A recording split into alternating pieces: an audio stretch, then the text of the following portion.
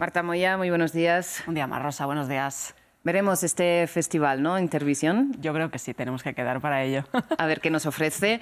Mientras tanto, vamos a abordar esta visita de Estado de Donald Trump a Reino Unido y vamos a comentar las portadas de Londres y Washington. Empezamos por lo que dice la prensa estadounidense con el New York Times. Sí, Rosa, el New York Times nos está contando hoy un poco qué cabe esperar de esa visita de Estado. Un encuentro lleno de la pompa habitual de la monarquía británica, que también tendrá un cariz político en el día de mañana, con la reunión entre Trump y Keir Starmer en la residencia del primer ministro de campo. Trump es uno de los afortunados del año, dice el New York Times, ya que la Casa Real de Reino Unido solo hace 1 o 2 visitas de Estado por año. En julio fue Emmanuel Macron el beneficiado. También nos recuerda el New York Times que Trump ya realizó una visita de Estado cuando era la jefa de Estado Isabel II, en el año 2019. Una segunda es un honor inusual, también afirma el New York Times. Es un encuentro, no obstante, no exento de tensión por las protestas contra Trump, tanto en Windsor como en Londres. Inusual, pero con unas motivaciones políticas quizás bastante claras, ¿no? Por parte de Downing Street. Marta, ¿qué dice el Washington Post? Pues bien, Rosa, el Washington Post está titulando «Estados Unidos y Reino Unido fueron pilares del orden mundial, pero el mundo ha cambiado». Esta es una visita de Estado en un contexto, textualmente dice el Post, de división, desorden y destrucción global que ninguna ceremonia puede ocultar y ninguna alianza histórica ha logrado abordar. Antes, Londres y Washington fueron un dúo diplomático, así lo dice este medio estadounidense. Juntos, y esto es textual, indicaban que un orden predecible gobernaba el asunto de las naciones, democracias egoístas pero fiables y arraigadas al Estado de Derecho. Ahora, no tanto. Eso ya es pasado, afirma el Post. A Trump se le escapa el mundo de las manos, no solo Gaza, sino toda la región del Medio Oriente, asimismo Ucrania e Israel atacando a sus socios, los de Estados Unidos. También afirma el Washington Post, las mismas instituciones que antaño brindaban estabilidad, ahora se ven sometidas a la presión de los mismos líderes que se reúnen para celebrarlas. Además de que ahora mismo Washington y Londres divergen en cuestiones esenciales, donde antes iban de la mano. Marta, comentaremos el panorama en Medio Oriente en esta misma crónica, pero antes repasemos los titulares británicos. Vayamos con The Times. Vámonos con otro enfoque. Hemos destacado del Times la caricatura del Morten Morland, en la que vemos esa cena de gala que tendrá lugar este miércoles por la noche, y a un Trump y a un rey Carlos III bastante cabizbajos, con el gesto torcido, y al fantasma del abusador sexual infantil Jeffrey Epstein sobrevolando la mesa, quien se ha relacionado directamente con el presidente republicano y con el príncipe Andrés, el hermano de Carlos III. Epstein también ha sido epicentro de las protestas que tienen lugar estos días en Reino Unido. También relacionado con el embajador, ¿no? en Washington. Sí, que recientemente tuvo que renunciar. Exactamente. Y cerramos con The Guardian. Bien, pues el Guardian se centra en la figura del primer ministro Keir Starmer, quien, dice The Guardian de él, apuesta todo a un Estados Unidos que ya no existe. Para este medio británico, el país europeo debería fortalecer lazos diplomáticos con aliados más cercanos y más fiables que Donald Trump. Textualmente dice el Guardian, aunque sea una visita que no requiera de intérpretes, no significa que Trump y Starmer hablen el mismo idioma.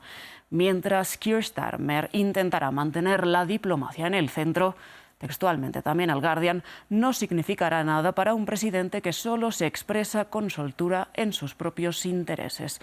Un encuentro, asimismo dice el medio británico, entre un demagogo del espectáculo y un abogado tecnócrata que de fondo solo puede dar alas a la extrema derecha. Muy contundente el Guardian.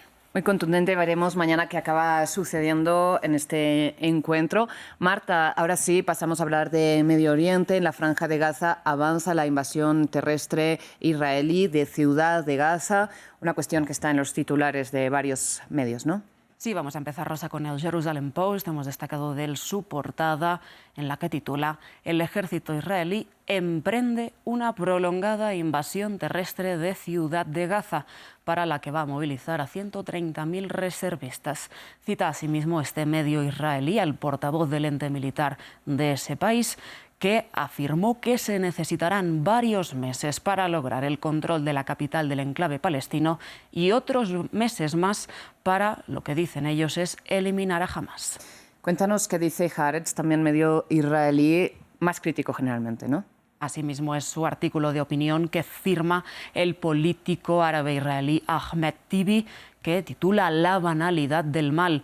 Advierte a sus compañeros legisladores en la Knesset, en el Parlamento de Israel, textualmente: la historia no perdonará.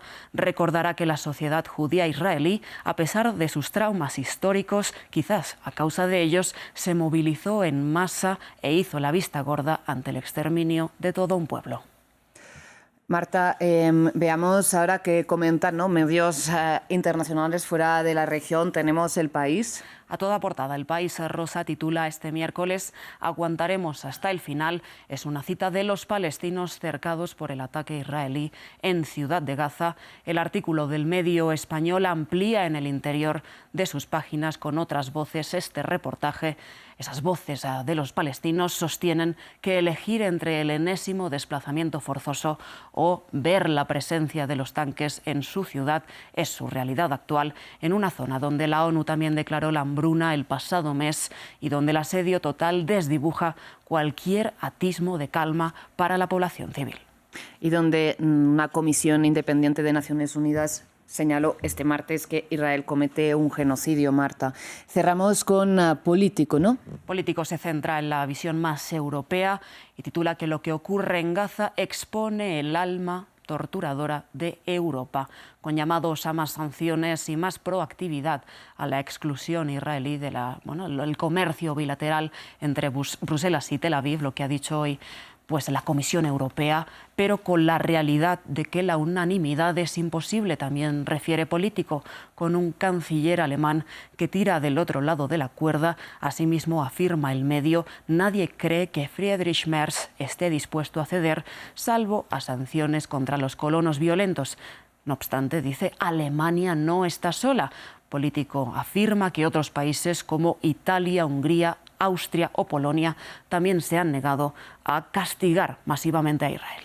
Veremos entonces cómo se desarrolla esta cuestión de las sanciones europeas. Marta, cerramos hablando de Rusia y Ucrania. La viuda de Alexei Navalny denuncia que el opositor ruso fue envenenado, fue asesinado en esa colonia del Ártico, y también tenemos reportes de menores ucranianos secuestrados por Moscú. Sí, el Moscow Times habla de Yulia Navalnaya, que contrabandeó muestras biológicas de su marido tras su deceso. Y dos laboratorios de dos países diferentes han concluido de manera independiente que el opositor habría sido envenenado. No dicen ni qué laboratorios ni cuál es el tipo de veneno.